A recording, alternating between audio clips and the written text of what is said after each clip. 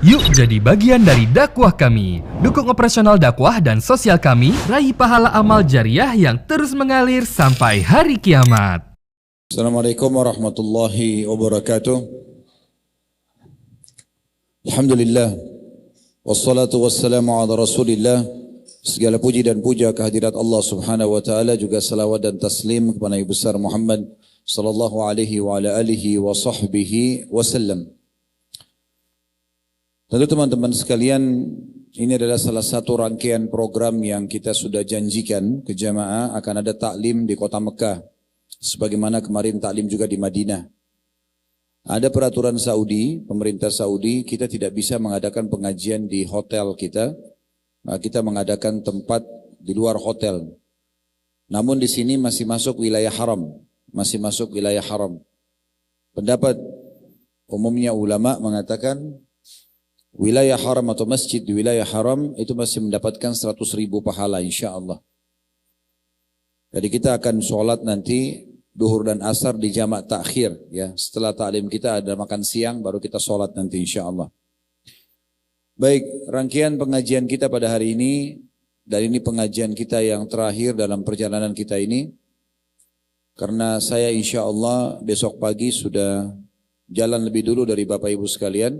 Untuk kali ini saya tidak ikut pulang ke Indonesia karena ada undangan dari teman-teman kita dari Abu Dhabi dan Dubai untuk taklim di sana sampai tanggal 18 insyaAllah. Hari Sabtu baru kemudian saya balik ke Jakarta. Jadi mungkin untuk Bapak Ibu yang sudah terbang bersama kami dengan Garuda, kali ini saya tidak bisa ikut pulang. Tapi insyaAllah kita akan sampai ke acara kita yang terakhir, yaitu hari ini. Dengan taklim, insyaAllah kita akan tutup pengajian kita atau pertemuan kita yang ada di itinerary tentunya, ya.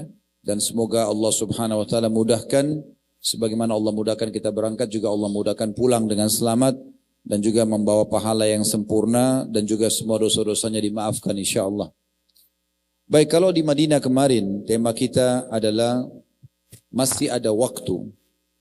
Maka kali ini kita akan bahas tentang indahnya berbagi. Teman-teman sekalian, ada satu perbuatan dalam Islam, perbuatan ini akan sangat besar pahalanya, balasannya, baik di dunia maupun di akhirat. Juga sangat cepat dalam memberikan solusi dari masalah-masalah yang sedang dihadapi. Penyakit kronis yang tidak sembuh-sembuh, ya. Permasalahan rumah tangga yang tidak selesai, atau apa saja permasalahan hidup, juga sangat tepat kalau ingin dijadikan sebagai alat untuk supaya selamat di akhirat, masuk ke dalam surga, selamat dari api neraka. Dia adalah sedekah. Mungkin Bapak Ibu bilang, oh bahasan tentang sedekah kami sudah tahu. Permasalahannya, banyak orang yang belum mengetahui sebenarnya seperti apa orang itu harus bersedekah, supaya dia mencapai target yang diinginkan. Bapak Ibu sekalian, sedekah itu kata Imam Nawawi rahimahullah, dalam salah satu statement beliau, disebut dengan istilah sedekah karena ia merupakan sebuah bukti atas kepercayaan pelakunya, kebenaran keimanannya, baik lahir maupun batin, dan sedekah itu adalah keyakinan dan kebenaran iman. Artinya, tidak akan dianggap itu adalah sebuah sedekah yang mencapai target yang kita inginkan, kecuali memang diikuti dengan keyakinan kalau itu perintah Allah, dan keikhlasan untuk mendapatkan balasannya. Itu pondasi dasar. Jadi kalau ada orang memberi secara terpaksa, ada orang misalnya memberi tapi masih berharap pujian manusia, tidak ada manfaatnya. Dan apa yang akan kita sebutkan nanti dari manifestasi sedekah tidak akan didapatkan oleh dia. Di awal pembukaan saya ingin sampaikan, dan ini sering kami sampaikan dalam pengajian-pengajian kami, kapitalis, orang-orang kapitalis selalu mengatakan menabung pangkal kaya. Kita umat Islam mengatakan sedekah pangkal kaya. Kira-kira pertanyaan saya Bapak Ibu sekalian, ketemu nggak antara dua konsep ini? Yang satu mengatakan simpan, yang satu mengatakan keluarkan. Kira-kira ketemu nggak? Hah? Mana suaranya nih? Sudah lapar apa? Tenang, habis ini ada banyak nasi unta. Cuma nggak bisa bungkus ya. Tidak bisa ketemu. Karena nabung berarti dia akan pelit. Sementara Islam menyuruh kita sedekah, keluarin. Selalu royal, dermawan. Dan bahkan dalam Islam beda derajatnya antara orang yang bersedekah karena kebetulan dimintai dengan bersedekah orang yang sengaja keluar mencari sumber-sumber sedekah itu dan dia berikan. Pahalanya lebih besar yang kedua. Jadi kita disuruh keluar, cari mana kantong-kantong sedekah itu. Serta juga kita harus memahami dalam Islam bahwasanya sedekah yang kita berikan kepada orang sebenarnya yang membutuhkan adalah kita sendiri.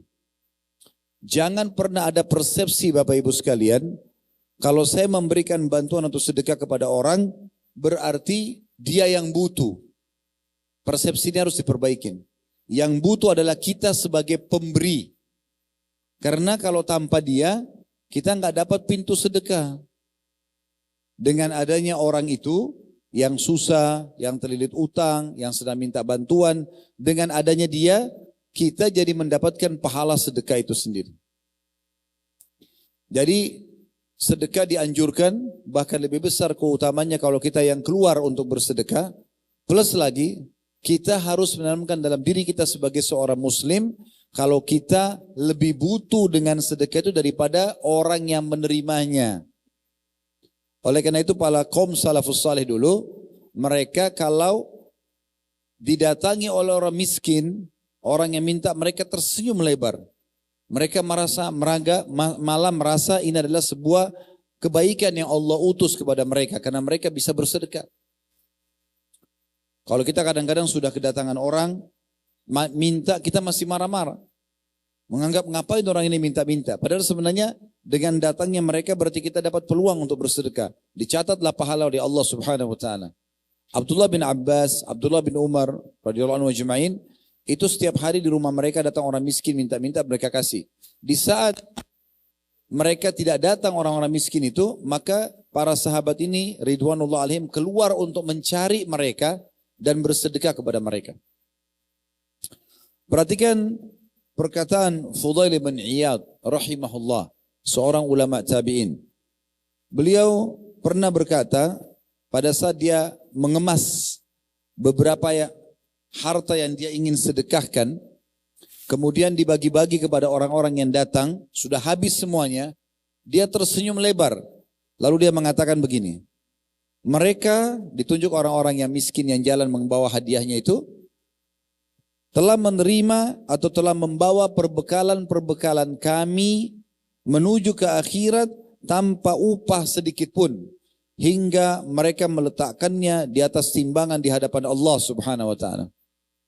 Jadi Fudail bin Iyad rahimahullah, seorang ulama tabi'in, berprinsip dasar kalau ada orang miskin yang datang minta atau ada orang miskin yang dia ingin beri kemudian menerima sedekahnya itu, maka dia menganggap itu sebuah prestasi yang luar biasa, karena bagi dia orang-orang miskin itu orang yang menerima hadiah tersebut sedang membawa nilai sedekah itu ketimbangan amal tanpa diupah. Kenapa dia bahasakan tanpa diupah? Padahal sebenarnya orang miskin itu misalnya kita berikan 1 juta, kan dia bawa uang itu. Ada dia dapatkan. Karena pandangan Fudail bin Iyad dengan keimanan Bapak Ibu sekalian. Artinya diambillah oleh orang miskin tersebut 1 juta yang kita bantukan kepada dia, lalu dia pakai untuk kebutuhan dirinya dia. Misalnya dia habiskan kebutuhan untuk dia, untuk kebutuhan anaknya, untuk kebutuhan istrinya, habis selesai. Tapi kita yang memberikan sedekah tersebut akan punya nilai 1 juta itu yang akan dibawa ke timbangan amal hari kiamat. Plus lagi tidak akan kita terima dengan nilai 1 juta, tapi akan terus berkembang biak dengan sangat luar biasa. Dalam sebuah hadis yang disebutkan oleh Al-Mundhiri dalam kitab Targhib Tarhib beliau, kebetulan bukunya ada saya bawa, disebutkan beberapa riwayat, kata Nabi SAW, sungguhnya seseorang dari kalian kalau mengeluarkan sedekah, maka akan diterima oleh Allah dan Allah akan tumbuh besarkan, kembang biakkan sedekah tersebut sampai membesar seperti gunung Uhud. Sepotong roti, sepotong kurma, itu sudah cukup untuk membuat dia membesar nanti di timbangan amal seperti gunung Uhud. Kata Nabi SAW, seperti seseorang di antara kalian pada saat dia membesarkan dan mengembang biakkan anak unta atau anak kudanya. Jadi tidak ada hitung-hitungan sama Allah Bapak Ibu sekalian. Kita kasih satu, dapat balasan satu sama Allah, tidak ada itu. Kita kasih satu, dibalas banyak. Kita minta satu, Allah kasih banyak. Allah enggak pernah perhitungan dengan hamba-hambanya. Makanya Allah jelaskan dalam firman-Nya, "Innallaha yarzuqu man yasha'u bighairi hisab." Allah kalau berikan balasan hambanya tidak akan pernah ada hitungannya. Nah, ini pondasi-pondasi dasarnya. Oleh karena itu saya sarankan Bapak Ibu berhenti untuk membelikan celengan buat anak-anaknya. Karena membelikan celengan buat mereka menanamkan sifat bakhil, sifat pelit buat mereka. Kapan Anda kasih ini nak ya, tabung ya, mulai hari itu sifat pelit dia tertanam. Kalau Anda punya anak dua, masing-masing diberikan celengan, masing-masing Anda kasih 10.000 rupiah, maka kalau si kakak pegang celengan adik atau adik pegang celengan kakak pasti marah. Bukan cuma itu, kita pun sebagai orang tuanya kalau pegang celengan si anak, dia akan marah. Dan perlu Anda ketahui, sifat bakhil di dalam Islam adalah dosa besar. Dosa besar, bukan cuma dosa. Anda bakhil, pelit, itu dosa besar. Imam Az-Zahabi rahimahullah masukkan dalam buku beliau kitab Al-Kabair, al-bakhil atau pelit adalah dosa besar. Begitu juga dengan Syekh Muhammad Munajjid, Syekh Muhammad bin Al-Wahhab, orang-orang yang menulis buku tentang kitab membahas dosa-dosa besar, memasukkan sifat bakhil dalam kategori dosa besar. Karena ada banyak sabda-sabda Nabi SAW yang menghardik itu. Di antaranya beliau mengatakan penyakit jiwa apa yang mengalahkan sifat bakhil. Juga dalam akhir, kalau tidak salah, akhir surah Muhammad ya, sallallahu alaihi wasallam itu dijelaskan tentang ancaman bagi orang-orang yang bakhil. Dan cukup banyak tentunya ancaman-ancaman dalam Islam berhubungan dengan masalah ini. Jadi yang benar kalau Bapak Ibu kasih uang jajan sekolah buat anaknya, nah nanti kalau istirahat, ya traktir teman kamu ya, belikan dia. Ada teman yang tidak mampu, sampaikan ke ayah ya, sampaikan ke ibu ya. Mungkin ada yang baju sekolahnya, ya, cuman satu, mungkin ada yang sepatunya robek temannya, biarin dia ceritakan lalu kita bantu. Biasakan kalau lihat orang miskin di pinggir jalan, Anda ajarkan anak-anak untuk terbiasa memberikan sedekah. Saya pernah praktekin ini, hampir setiap jalan di jalanan bersama anak-anak di Jakarta, Masya Allah, mereka ingatkan, abati itu kayak ayah ya, saya dipanggil abad. Itu ada orang miskin. Masuk ke masjid saya ajak dari kecil mereka, masih 2 tahun, 3 tahun, masih kecil. Mereka biasanya saya pegangin uang, masuk di celengan masjid. Jadi mereka sudah tertanam di benaknya, kalau ada kotak amal membantu. Itu yang harus kita tanamkan. Jangan suruh nabung. Pernah nggak berpikir Bapak Ibu sekalian atau sudah ketahui, waktu Abu Bakar radhiyallahu anhu meninggal dunia, Utsman bin Affan, Abdurrahman bin Auf, Talha bin Ubaidillah, dan ini saya singgung pada saat kita jalan melihat hotel wakafnya Utsman bin Affan. Harta mereka pada saat mereka meninggalkan harta nilainya ratusan miliar kalau sekarang. Istri dapat sekian puluh miliar, anak-anaknya dapat sekian puluh miliar masing-masing. Luar biasa. Pertanyaannya, apakah itu hasil tabungan mereka semasa hidup mereka? Jawabannya tidak. Sama sekali tidak. Yang terkumpul di gudang-gudang harta mereka kalau Anda kembali ke buku-buku sejarah adalah beberapa hari dari hasil pendapatan mereka sebelum mereka meninggal dunia. Karena rutinnya bersedekah, maka gudang harta mereka tidak pernah habis. Tidak pernah habis. Jadi persepsi ini harus diperbaikin nih. Kalau kapitalis, saya punya uang 100 juta, saya keluarin 10 juta, sisa 90 itu hitungan kapitalis. Islam tidak begitu. Keluarin 10 juta, akan datang gantinya berlipat-lipat ganda. Coba perhatikan firman Allah SWT dalam surah Saba, surah nomor 34 ayat 39, potongan ayatnya, wa ma anfaqtum min syai'in fahuwa yukhlifu. Apapun yang kalian infakkan di jalan Allah, maka Allah akan gantikan. Allah akan gantikan. Al-Laits ibn Sa'ad rahimahullah, seorang tabi'in yang lain berkata, barang siapa yang telah mengambil dariku sebuah hadiah atau suatu sedekah, maka hak dirinya atas diriku adalah lebih besar daripada hak diriku atas dirinya. Karena dia telah menerima apa yang aku korbankan untuk Allah. Perhatikan mereka memahami bagaimana. Kalau seandainya bahasa, tadi kan letter-letternya ya, kalau bahasa penjelasannya, kata Al-Laits bin Sa'ad rahimahullah, kalau ada orang yang terima sedekahku, maka dia lebih berhak terhadap diriku daripada aku terhadap dirinya. Maksudnya lebih pantas aku hormatin, lebih pantas aku muliakan. Kenapa? Karena orang yang menerima sedekahku telah menerima apa yang aku korbankan untuk Allah. Tanpa mereka kita nggak bisa dapat pahala sedekah itu. Kenapa ada orang teman-teman kalau orang miskin datang masih ditolak? Kenapa ada orang kalau orang miskin di lampu merah tidak mau buka jendelanya ataupun buka jendela dikasih duit dengan dua jarinya jepit uang kecil? Karena dia berpikir orang ini butuh pada dia. Ini keliru. Ini yang salah. Anda harus tanamkan kalau Anda butuh, lebih butuh dari sedekah Anda daripada orang tersebut. Ini poinnya. Ali bin Abi Thalib mengingatkan kepada kita dalam statement kalau ada orang yang titipkan harta, dan Masya Allah Bapak Ibu sudah di sini Allah sudah titipkan amanah harta itu. Bagaimana kita harus bermuamalah dengan harta kita? Kata beliau, barang siapa yang diberikan suatu harta oleh Allah, maka hendaknya ia menyambung kekerabatan. Ingat kerabat-kerabat kita, silaturahim dengan mereka, bantu yang susah di antara mereka.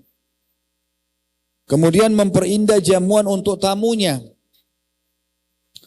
Kalau ada tamu, kasih makanan yang terbaik, minuman yang terbaik, layani dengan baik. Sampai sebagian salaf juga mengatakan, aku menyiapkan makanan kesukaan 10 orang sahabatku, lebih aku cintai daripada semalam suntuk aku sholat malam. Karena memberi makan pahalanya besar. Lalu beliau mengatakan, menolong seseorang yang membutuhkan, itu hak dari harta kita. Jadi jangan malah setelah punya uang, kita nggak mau bantu orang. Ini gambaran Islam tentang orang pemilik atau harta yang dimiliki oleh seseorang. Kemudian membebaskan tawanan, membantu orang yang terputus jalan, orang-orang fakir miskin, para mujahidin, dan tadi itu berbagi sama orang. Dan ingat, ini bahasa Ali radhiyallahu anhu. Dan dia bersabar dengan musibah yang menimpa hartanya. Apa maknanya? Tidak ada orang teman-teman sekalian punya harta kemudian tidak punya masalah di hartanya. Pasti ada masalah. Ada orang utang nggak bayar, investasi mungkin rugi, itu biasa. Itu ujiannya. Harus sabar. Nggak semuanya mulus-mulus begitu saja. Gitu kan? Berapa banyak orang yang utang sama kita nggak mau bayar. Berapa banyak kita investasikan harta, ditipu, pergi orangnya, atau usahanya bangkrut. Lalu beliau mengatakan, semua itu karena perkara-perkara tadi yang tersebut akan memperoleh kemuliaan dunia dan akhirat. Perhatikan teman-teman statement yang lain dari para ulama berhubungan dengan masalah sedekah.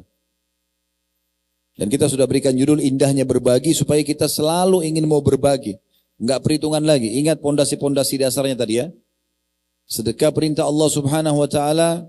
Persepsinya harus kita tanamkan, kita lebih butuh dengan sedekah tersebut daripada penerimanya. Ya. Umar radhiyallahu anhu mengatakan begini tentang sedekah.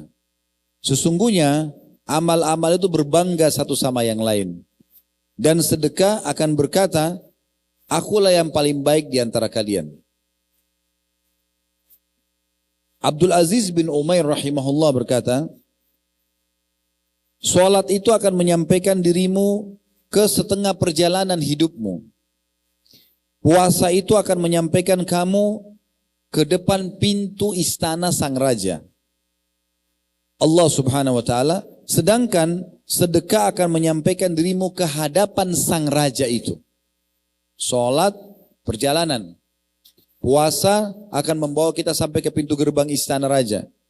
Sedekah yang membawa ke depan raja itu. Allah Subhanahu wa taala. Ibnu Abil Ja'ad berkata rahimahullah, sesungguhnya sedekah itu benar-benar menghilangkan 70 pintu keburukan. Jadi sebagian salaf itu seperti Abdullah bin Abbas radhiyallahu anhu, beliau kalau minta doa kepada Allah dan belum diijabah, maka yang beliau lakukan adalah keluar bersedekah. Cari kantong-kantong sedekah keluar, lalu beliau mengatakan, aku berharap dengan ini doaku diijabah. Ada orang datang kepada Abdullah bin Mubarak rahimahullah, lututnya bernanah sudah 7 tahun. Tidak sembuh-sembuh. Sudah berobat sana sini. Lalu kemudian minta saran kepada beliau. Kata beliau, coba cari komunitas muslim yang membutuhkan sumur. Gali sumur untuk mereka manfaat umum. Niatkan itu tawasul, ya, menjadikan perantara antara kamu sama Allah. Amal sedekah tadi. Maka orang itu lakukan, akhirnya sembuh penyakitnya. Ibnu Abil Jad mengatakan sungguhnya sedekah itu benar-benar menghilangkan 70 pintu keburukan. Kemudian Yahya bin Mu'ad berkata, tidaklah saya menemui dan mengetahui suatu biji dari amal, nilainya kecil, yang akhirnya mengimbangi gunung-gunung menjadi besar, seperti sedekah. Asy-Sya'bi berkata, barang siapa yang tidak memperlihatkan bahwa dirinya lebih butuh kepada sedekah itu, ganjaran sedekah, daripada seorang fakir yang butuh kepada sedekah itu sendiri, maka dia telah membatalkan sedekahnya. Ini kata Asy-Sya'bi. Jadi menurut pandangan beliau, siapa yang tidak melihat bahwasanya dia lebih butuh dengan sedekah daripada orang miskin yang sedekah, dia telah membatalkan sedekahnya. Karena dia akan sombong nanti dengan sedekah itu. Kamu kan sudah saya bantu kemarin, kamu kan sudah saya beri. Nah begitu. Dia akan berbangga-bangga. Karena dia pikir orang itu yang butuh, padahal sebenarnya dia yang lebih butuh. Abdullah bin Mas'ud radhiyallahu anhu berkata, siapa yang bisa dan mampu meletakkan hartanya di langit, letakkanlah. Karena tidak akan dimakan oleh rayap dan diambil oleh pencuri. Sedekah. Dan ingat teman-teman, jangan pernah perhitungan dengan Allah subhanahu wa ta'ala. Karena sedekah akan mengundang ridha Allah subhanahu wa ta'ala. Mengundang juga ridhonya manusia. Orang yang kita beri, walaupun dia orang kaya kita berikan hadiah, dia akan senang. Apalagi orang miskin kalau kita penuhi kebutuhannya. Jadi mengundang ridha Allah, mengundang juga ridha manusia. Gitu kan? Dan memberikan banyak sekali solusi dari permasalahan kita. Puncaknya masuk ke surga dan selamat dari api neraka. Disebutkan bahwasanya Abu Hatim rahimahullah berkata, bakhil itu, pelit, adalah sebuah pohon di neraka. Sedang ranting-rantingnya ada di dunia. Siapa yang bergelantungan dengan ranting-ranting itu, pelit jalan Allah, perhitungan tidak mau bersedekah, maka niscaya akan membawanya ke dalam api neraka. Sementara kedermawanan bersedekah adalah sebuah pohon di surga dan ranting-rantingnya di dunia. Maka siapa yang bergelantungan dengan ranting-ranting itu akan membawanya ke dalam surga, dan surga tempatnya orang-orang dermawan. Jadi tolong poin demi poin difahami Bapak Ibu sekalian ya. Jangan pernah berpikir sedekah itu yang butuh orang yang sedang kita beri. Tapi kita yang butuh, tanamkan itu. Karena kita yang mendapatkan nilainya. Disebutkan bahwasanya sebagian salaf kalau kedatangan orang fakir miskin, mereka mengatakan selamat datang wahai orang-orang yang hadir untuk membawa perbekalan kami kepada Rabb kami. Ada orang miskin datang, mereka bilang selamat datang. Senyum, gembira didatangi orang yang minta bantuan. Kepada orang-orang yang akan membawa perbekalan kami ke Tuhan kami. Karena tanpa mereka gak akan pernah amal kita sedekah bisa terbawa. Ini pondasi-pondasi dasarnya Bapak Ibu sekalian. Sedekah ini Bapak Ibu sekalian memiliki banyak sekali manifestasi, keuntungan-keuntungan. Yang pertama dia adalah ibadah di sisi Allah subhanahu wa ta'ala. Karena Allah perintahkan itu. Allah perintahkan. Bapak Ibu kalau bisa buka aplikasi Al-Qur'annya, buka Al-Baqarah surah nomor 2 ayat 261 ya. Sampai 264. Saya bacakan, coba lihat ya. Ini Allah yang berbicara, saya cuma bacakan Bapak Ibu sekalian. Renungi baik-baik terjemahannya. A'udzubillahi minasyaitonir rajim. Matsalul ladzina yunfikuna amwalahum fi sabilillahi kamatsali habbatin ambatat sab'a sanabil. Ambatat sab'a sanabila fi kulli sumbulatin mi'atu habba wallahu yudha'ifu liman yasha' wallahu wasi'un alim. Terjemahannya, perumpamaan harta yang dikeluarkan oleh orang-orang yang mengeluarkan hartanya di jalan Allah adalah serupa dengan sebutir benih yang menumbuhkan 7 bulir. Pada tiap-tiap bulir terdapat 100 biji. Allah melipat gandakan ganjaran bagi siapa yang Dia kehendaki, dan Allah maha luas karunia-Nya lagi maha mengetahui. Sedekah berapapun nilainya seperti satu benih, tumbuh ya 7 bulir tadi ya. Dan pada tiap bulir ada 100 biji. Coba bayangkan. Jadi Allah nggak balas satu, dibalas satu. 1.000 rupiah kembali 1.000, enggak. Dia seperti benih, ada 7 bulir. Setiap bulir 100. Jadi ada 700 balasannya. Gitu. Ayat 262-nya, ini yang perlu diperhatikan. Kalau bersedekah, saya bilang, kita harus faham kita yang butuh dengan sedekah itu. Senyum dengan orang-orang yang datang minta bantuan. Bantu mereka. Jangan anggap mereka yang butuh. Sehingga jangan menyakiti orang yang menerima sedekah. Tadi sudah kita sebutkan beberapa statement ulama. Sekarang dengarkan firman Allah. Supaya Bapak Ibu dapat pahala sedekahnya. 262-nya. Alladzina yunfikuna amwalahum fi sabilillahi thumma la yutbi'una ma anfaqu manna wala adan lahum ajrum inda rabbihim wala khaufun alaihim wala hum yahzanun. Orang-orang yang menafkahkan, bersedekah harta mereka di jalan Allah, kemudian mereka tidak mengiringi apa yang dinafkahkan itu dengan menyebut-nyebut pemberiannya. Kamu kan sudah saya bantu, kamu sudah begini dan begitu. Ya. Dan dengan tidak menyakiti perasaan si penerima. Kamu nggak tahu diri, apalah gitu kan. 2 syaratnya.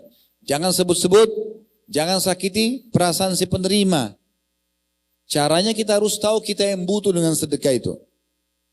Mereka, orang-orang yang tidak menyebut-nyebut dan juga tidak menyakiti perasaan si penerima, memperoleh pahala di sisi Tuhan mereka, tidak ada kekhawatiran terhadap mereka dan tidak pula mereka bersedih hati. Di sini ada pengecualian, Bapak Ibu sekalian, kalau Anda niat untuk menyampaikan supaya dia mengetahui dan menyadari saja, bukan niat untuk meremehkan orang. Contoh misalnya orang tua pada anak. Anda sebagai ayah sahabat ibu, Anda mengatakan misalnya di saat anak Anda tidak mau dengar, nak kenapa harus begini? Bukankah ayah dan ibu sudah sekolahkan, sudah besarkan, sudah siapkan fasilitas? Itu kan menyebut kebaikan ya. Tapi ini enggak masuk di dalamnya. Karena orang tua punya hak untuk menyampaikan pada anaknya. Gitu kan? Tapi ini di saat dibutuhkan ya. Di saat anak itu memang tidak bersyukur, tidak berterima kasih sama Allah, sama orang tuanya. Dia malah ugal-ugalan, kita ingatkan begitu. Begitu juga dengan suami pada istrinya.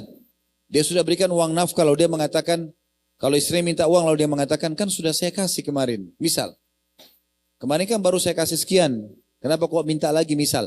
Dia kan tujuannya untuk cross check, kenapa? Bukan tujuannya untuk menyakiti perasaan ya.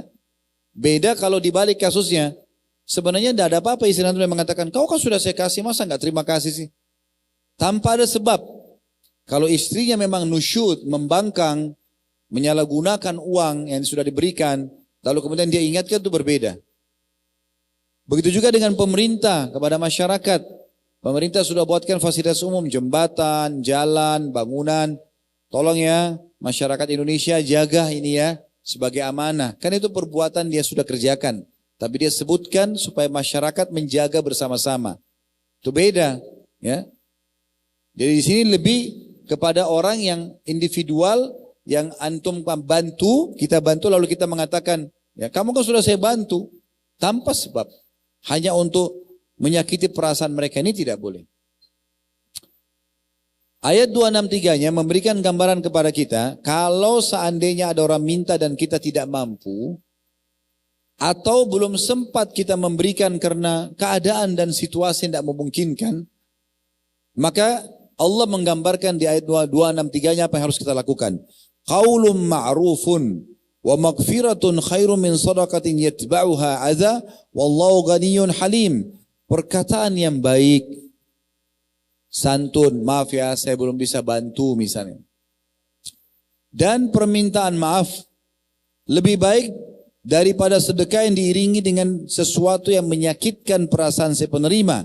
Ketahuilah, yang menyuruh kalian sedekah, Allah yang maha kaya lagi maha penyantun. Perhatikan ayat demi ayat ya. Selanjutnya 264-nya Allah mengatakan, ya ayyuhalladzina amanu la tubtilu sadaqatikum bil manni wal adha kalladhi yunfiqu ma'lahu riya'an nasi wa la yu'minu billahi wal yawmil akhir. فَمَثَلُهُ كَمَثَلِ صَفْوَانٍ عَلَيْهِ تُرَابٌ فَأَصَابَهُ وَابِلٌ فَتَرَكَهُ صَلْدًا لَا يَقْدِرُونَ عَلَى شَيْءٍ مِّمَّا كَسَبُوا وَاللَّهُ لَا يَهْدِي الْقَوْمَ الْكَافِرِينَ. Hai orang-orang yang beriman, janganlah kamu menghilangkan pahala sedekahmu dengan menyebut-nyebutnya dan menyakiti perasaan si penerima, seperti orang-orang yang menafkahkan hartanya karena riya, pamer kepada manusia, dan dia tidak beriman kepada Allah dan hari kemudian. Maka perumpamaan orang itu seperti batu licin, di atasnya ada tanah, batu yang licin ditaburi tanah di atasnya. Lalu kemudian batu itu ditimpa dengan hujan yang lebat. Lalu menjadilah dia bersih, tidak bertanah. Mereka tidak menguasai sesuatu pun dari apa yang mereka usahakan, dan Allah tidak memberi petunjuk kepada orang-orang yang kafir. 265-nya. وَمَثَلُ الَّذِينَ يُنْفِقُونَ أَمْوَالَهُمْ ابْتِغَاءَ مَرْضَاتِ اللَّهِ وَتَثْبِيتًا مِنْ أَنْفُسِهِمْ كَمَثَلِ جَنَّةٍ بِرَبْوَةٍ أَصَابَهَا وَابِلٌ فَآتَتْ أُكُلَهَا ضِعْفَيْنِ فَإِنْ لَمْ يُصِبْهَا وَابِلٌ فَطَلٌّ وَاللَّهُ بِمَا تَعْمَلُونَ بَصِيرٌ. Perumpamaan orang-orang yang membelanjakan hartanya karena mencari keridhaan Allah dan untuk keteguhan jiwa mereka. Orang yang mau mencari ridha Allah dan untuk menguatkan iman mereka supaya sifat bakhilnya juga hilang, seperti sebuah kebun yang terletak di daratan tinggi yang disiram oleh hujan lebat, maka kebun itu menghasilkan buahnya 2 kali lipat. Jika hujan lebat tidak menyiraminya, maka hujan gerimis pun memadai, dan Allah Maha melihat apa yang kamu perbuat. 266-nya, ayawaddu ahadukum an takuna lahu jannatu min nakhilin wa anabin tajri min tahtiha al-anharu lahu fiha min kulli thamarat wa asabahu al-kibaru wa lahu dhurriyyatun du'afa fa asaba yasarun fi narun fahtarakat kadzalika yubayyinu Allahu lakumul ayati la'allakum tatafakkarun. Apakah ada salah seorang di antaramu yang ingin mempunyai kebun kurma dan anggur yang mengalir di bawahnya sungai-sungai? Dia mempunyai dalam kebun itu segala macam buah-buahan. Kemudian datanglah masa tua pada orang itu sedang dia mempunyai keturunan yang masih kecil-kecil. Kebun itu ditiup angin keras dan dia mengandung api, lalu terbakarlah. Demikian Allah menerangkan ayat-ayatnya kepada kamu supaya kamu memikirkannya. Ayat 267-nya, ya ayyuhalladzina amanu anfiqu min thayyibati ma kasabtum wa mimma akhrajna lakum minal ard wa la tayammamul khabitha minhu tunfikuna wa lastum biakhidhi illa an tukmilu fi wa'lamu anna Allah ghaniyyun hamid. Ini detail sekali ya. Perhatikan terjemahannya. Allah bicara kepada kita sudah 1400 tahun yang lalu, sekarang pun seperti Allah sedang bicara sama kita. Allah bilang, hai orang-orang beriman, nafkahkan, keluarkan, sedekahkan di jalan Allah sebagian dari hasil usahamu yang baik-baik, dan sebagian yang kami keluarkan dari hasil bumi buat kalian. Apapun sifatnya, tambang, ya, atau mungkin tumbuh-tumbuhan, ya, yang keluar buah-buahannya ditanam di tanah.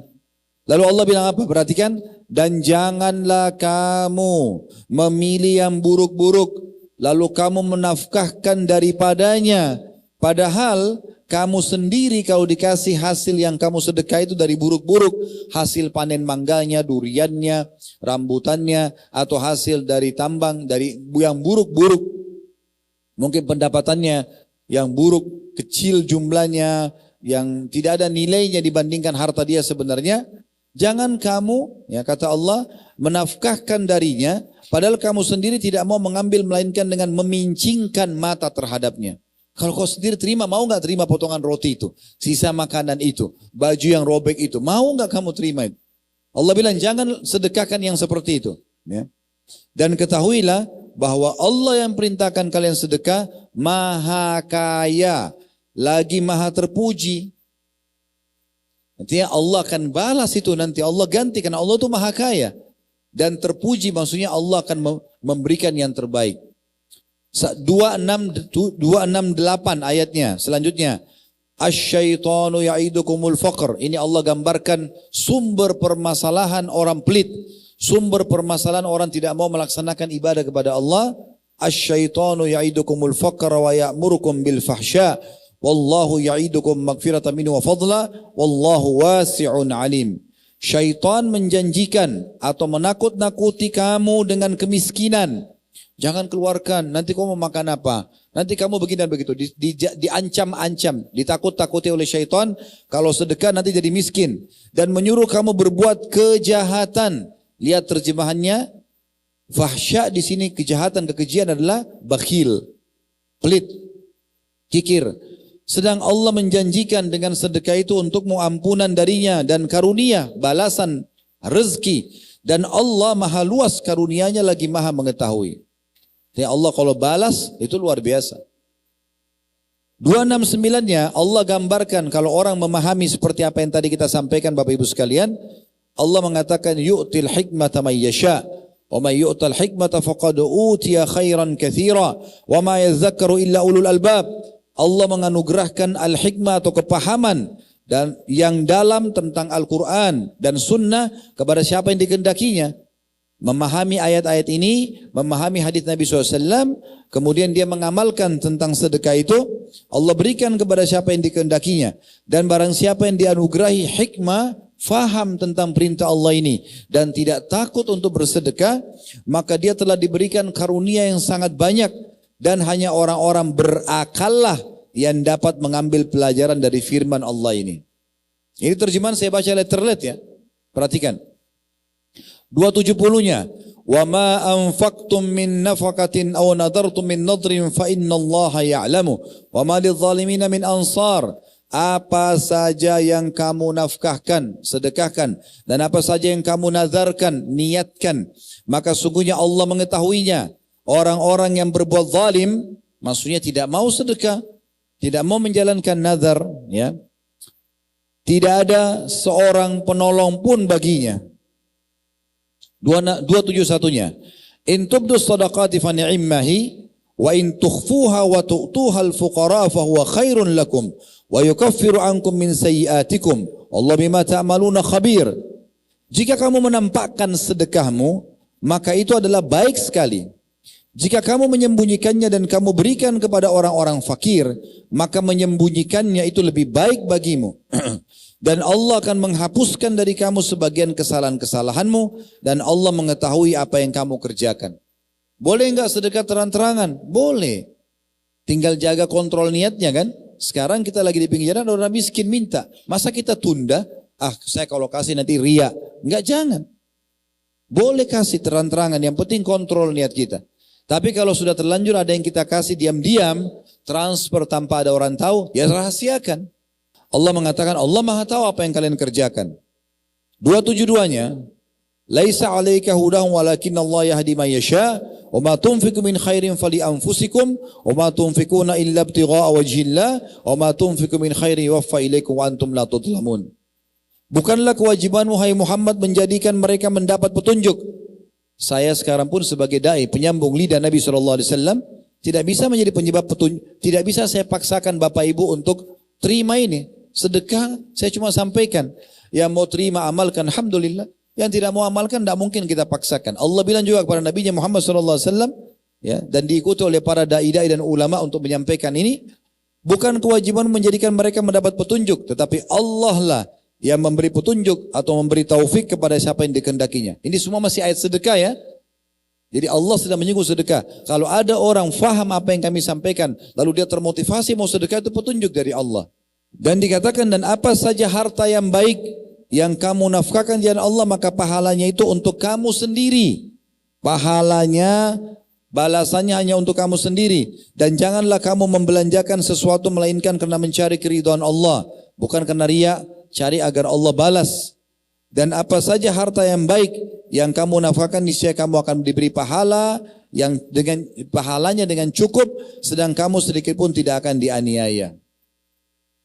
273-nya, lil fuqara'i alladziina uhsiru fi sabilillahi la yastati'una darban fil ardi yahsabuhumul jahilu aghniya min at-ta'affuf Yahsabuhumul jahilu agniya minat ta'fufi ta'rifum bisimahum la yas'aluna an-nasa ilhafa wa ma tunfiqu min khairin fa innallaha bihi alim. Berinfaklah, bersedekahlah pada orang-orang fakir yang terikat oleh jihad. Di masa kita sekarang tidak ada, belum ada, tapi bantu orang-orang yang susah. Dan di masa Nabi SAW ada orang jihad, bantu mereka karena mereka tidak bisa bekerja, mereka lagi perang membela agama Allah. Berinfaklah kepada orang-orang fakir yang terikat oleh jihad di jalan Allah. Mereka tidak dapat berusaha di muka bumi, tidak bisa bekerja karena lagi berperang. Orang tidak tahu menyangka mereka adalah orang-orang kaya karena memelihara diri mereka dari mengemis atau minta-minta. Kamu kenal mereka dengan melihat sifat-sifat mereka. Mereka tidak meminta kepada orang secara mendesak. Dan apa saja harta yang baik yang kamu nafkahkan di jalan Allah, maka sungguhnya Allah Maha mengetahui. Jadi artinya maksud daripada ayat 273 tadi, bagaimana kita bersedekah, jangan tunggu orang minta. Ada orang punya jiwa mulia, Bapak Ibu sekalian, dia nggak mau minta. Itu dikejar tuh. Dia nggak mau minta, padahal kita tahu sebenarnya orang ini butuh. Kasih dia. Ya. Kita bisa tahu dari kehidupan dia, mungkin rumahnya masih ngontrak, mungkin kendaraannya biasa. Cuma dia tidak pernah mau mengatakan dia minta. Maka ini kita bantu mereka. Kata Allah SWT.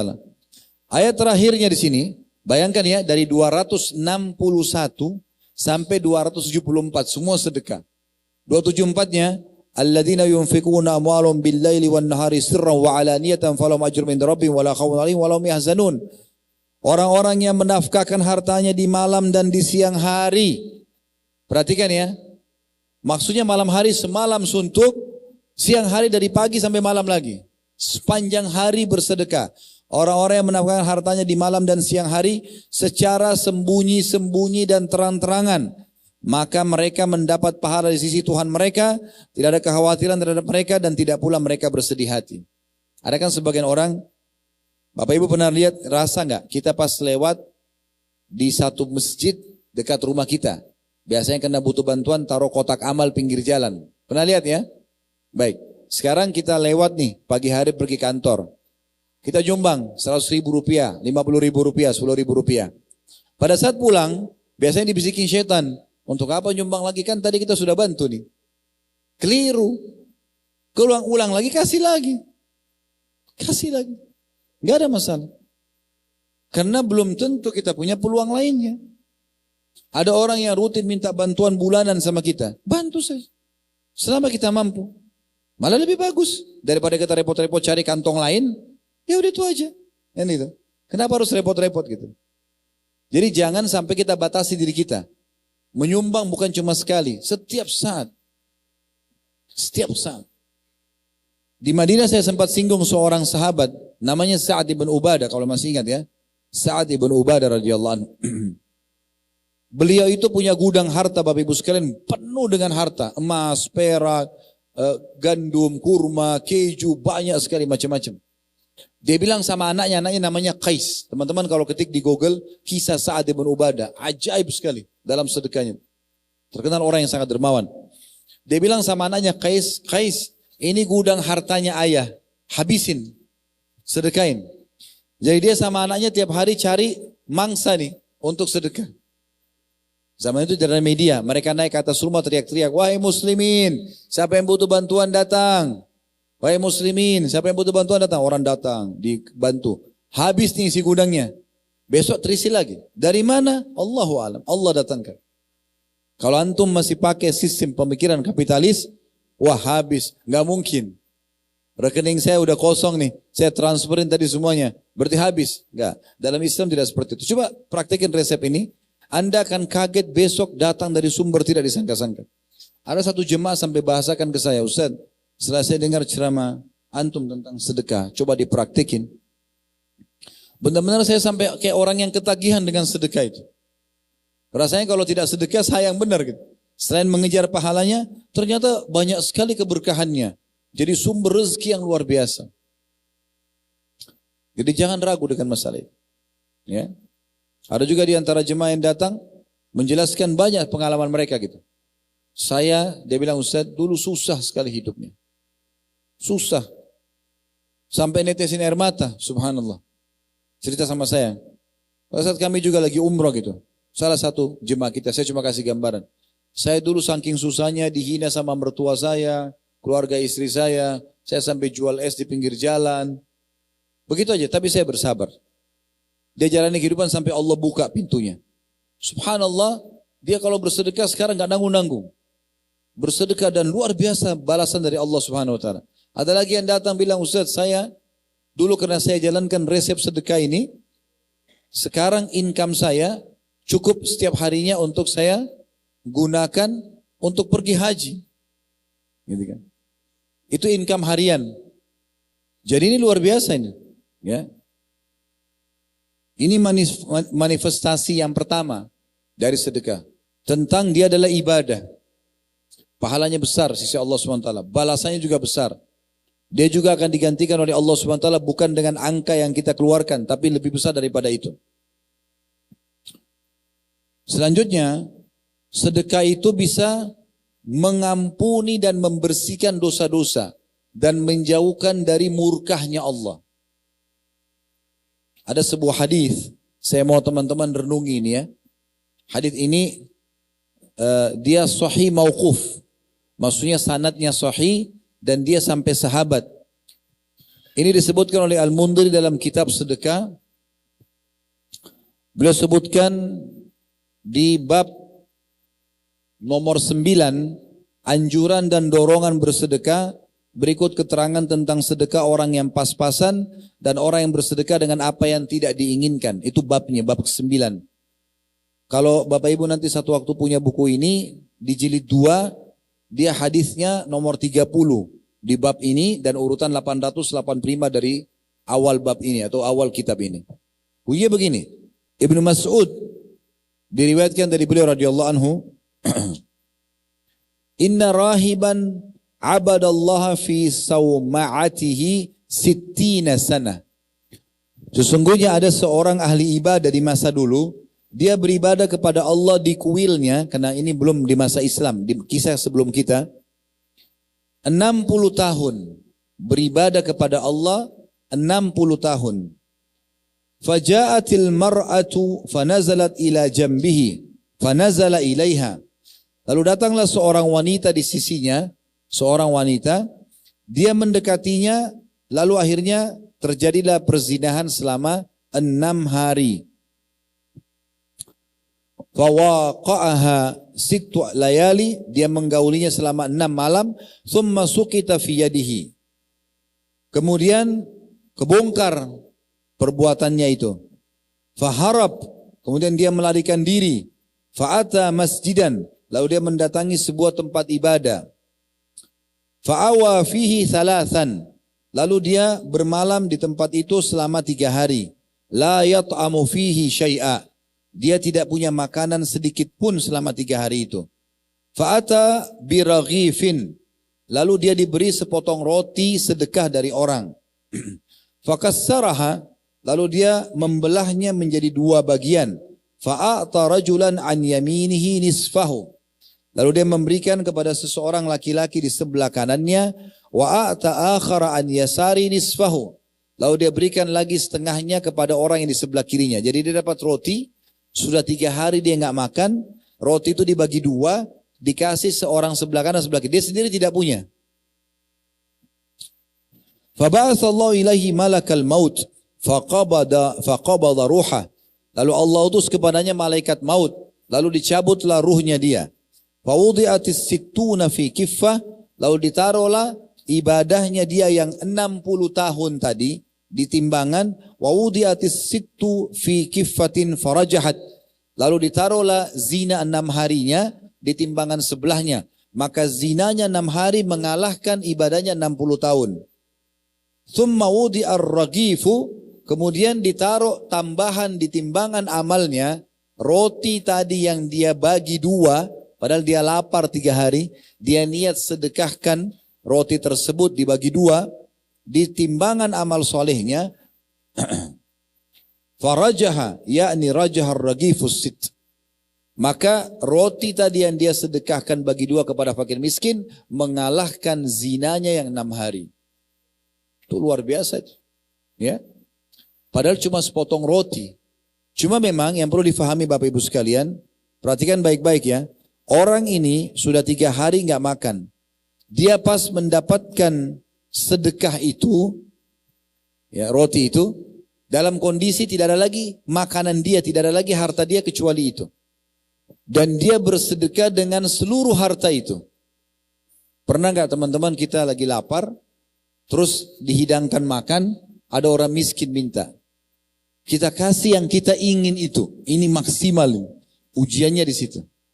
Atau kalau mau lebih sedikit di bawahnya itu, Bapak Ibu kalau mampir di satu restoran, makan misalnya. Anggap restoran apalah yang Anda masuk di Indonesia misalnya, Anda beli makanan di situ. Anda cocok misalnya, anggaplah 100.000 porsinya misal. Makan nasi, ayam, tempe, apalah makan. Enak Anda rasa. Pernah nggak Anda lakukan beli porsi yang sama yang kita makan, kasih ke tukang parkirnya. Kasih ke orang miskin. Bukan bekasnya ya, porsi yang sama. Pernah nggak kita lakukan teman-teman beli baju yang bagus, baju yang sama, kualitas yang sama, harga yang sama, sedekahin. Nah seperti itu.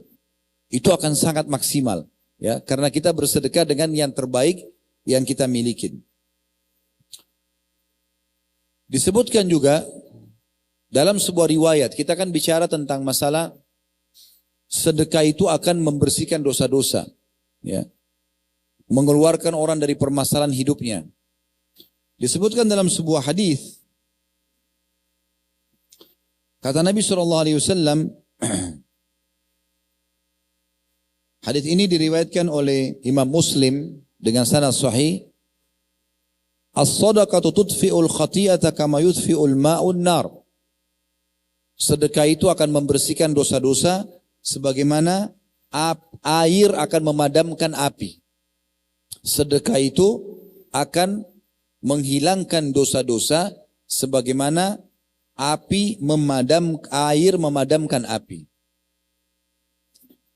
Juga disebutkan dalam sebuah riwayat yang lain, kata Nabi SAW, sana'il ma'rufi taqi masari as-su' wa sadaqatus sir tudfi'u ghadab ar-rabb wa silatul rahim tazidu fil umur. Perbuatan-perbuatan baik, semua amal soleh akan menghindarkan diri dari pintu-pintu keburukan. Sedekah yang tersembunyi akan memadamkan amarah Rabb dan menyambung tali silaturahim akan menambah umur. Nanti di sini saksi bahasan kita, sedekah itu bisa meredam murkanya Allah, menjauhkan kita dari mara bahaya, membersihkan dosa-dosa kita. Dalam sebuah riwayat lain, inna sadaqata la tudfi'u ghadab ar-rabb wa tadfa'u an mitati su. Sesungguhnya sedekah itu akan menjauhkan kita dari murka Allah, hukuman Allah, dan juga menjauhkan dari mati yang buruk, su'ul khatimah. Dinukil sebuah kisah terjadi di Saudi sini. Ada orang menceritakan tentang dirinya, dan dalam buku yang pernah kami bedah keajaiban sedekah, dan itu ada pernah tablik akbarnya, Anda bisa lihat di playlist YouTube kami insyaAllah. Diceritakan bahwasanya dia berdua sama temannya lagi naik mobil, tapi beda mobil, janjian menuju ke satu tempat. Dia cerita tentang dirinya, teman saya jalan duluan, saya pas di sebelahnya, lihat ada satu orang miskin di pinggir jalan, memberikan isyarat minta bantuan. Saya pun berhenti sejenak, keluarkan uang di kantong saya kasih ke orang itu. Kemudian saya lanjutkan perjalanan. Subhanallah, waktu saya lanjutkan perjalanan, saya temukan ada gempa terjadi di depan pada saat itu, dan ada jalanan terbelah, mobil teman saya jatuh ke lubang tersebut dan dia meninggal di tempat seketika. Saya sempat memberhentikan mobil, mengerem di situ. Pada saat saya turun, saya lihat kejadian tersebut, hati saya berbicara bahwasanya saya selamat dari hukuman, dari musibah ini justru kena sedekah kepada orang tadi. Ini Nabi SAW mengatakan, jauh dari mati yang buruk. Jauh dari mati yang buruk. Nabi SAW bersabda, in kullu mri'in fi dhilli sadaqati hatta yufsala bainan nas. Setiap orang pasti akan dibawa naungan sedekahnya pada hari kiamat sampai manusia selesai dihakimi. Artinya dia akan terlindungi dari panasnya matahari, dari siksa Allah SWT karena sedekah. Yang terakhir mungkin yang ketiga teman-teman sekalian, manifestasi daripada sedekah itu sendiri, dia akan menjadi penyebab diterimanya hajat-hajat kita. Abu Hanifah menyebutkan dalam musannafnya, ada satu buku beliau susun tentang hadis-hadis, riwayat tentang begini, ada seorang sahabat mengatakan, ya Rasulullah, semua orang dikasih anak kecuali saya. Saya udah sekian tahun menikah nggak punya anak.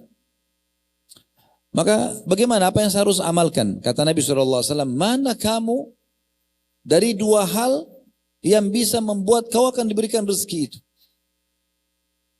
Maka orang itu terdiam, kata Nabi SAW, mana kamu dari banyak mengucapkan istighfar dan banyak bersedekah. Atau riwayat, kamu banyak bersedekah dan banyak beristighfar. Jadi bisa Bapak Ibu sekalian, misalnya punya hajat apa saja. Bisa cari kantong-kantong sedekah, yayasan sosial kah, individu kah, kerabat kah, tetangga kah. Sedekah kepada mereka. Dengan niat bahwasanya ini akan ya kita jadikan tawasul untuk mengeluarkan kita dari permasalahan kita. Maka itu dibolehkan. Tidak masalah, itu bagian daripada hal yang dibolehkan. Dan tentu teman-teman sekalian tidak semua ibadah bisa begini ya. Tapi sedekah ini luar biasa gitu. Di perjalanan umrah seperti ini teman-teman sekalian, saya temukan Masya Allah banyak di antara jemaah yang sudah saya kenal, tanpa menyebutkan nama tentunya, yang kalau bersedekah luar biasa gitu.